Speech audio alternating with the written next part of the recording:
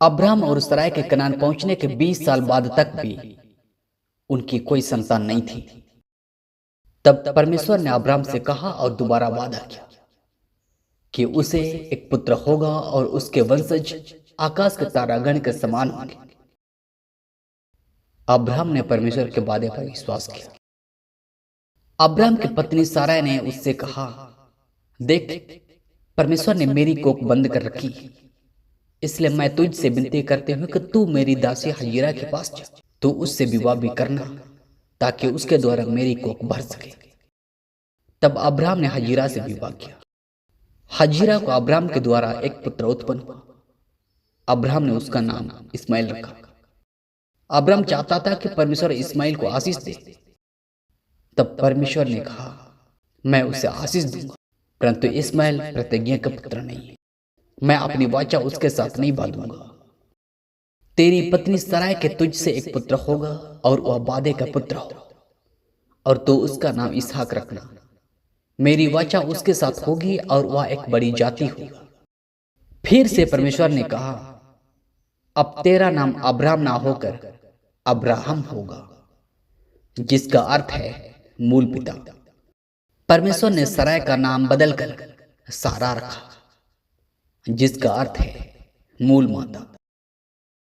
अंत में जब अब्राहम 100 वर्ष का हुआ और सारा 90 वर्ष की, तो सारा ने अब्राहम के पुत्र को जन्म दिया। उन्होंने उसका नाम इसहाक रखा, जैसा कि परमेश्वर ने कहा था। जब इसहाक जवान हुआ, तब परमेश्वर ने अब्राहम से यह कहकर उसकी परीक्षा ली कि अपने एकलौते पुत्र इसहाक को होमबलि करके चढ़ा। फिर अब्राहम ने परमेश्वर की आज्ञा का पालन किया और अपने पुत्र का बलिदान देने के लिए तैयार हो गया। जब अब्राहम और इसहाक बलिदान की जगह की ओर जा रहे थे, तब इसहाक ने पूछा, हे मेरे पिता, देख, आग और लकड़ी तो हैं, पर होमबलि के लिए भेड़ कहाँ है? तब अब्राहम ने उत्तर दिया, हे मेरे पुत्र, परमेश्वर होमबलि की भेड़ का उपाय आप ही करेगा।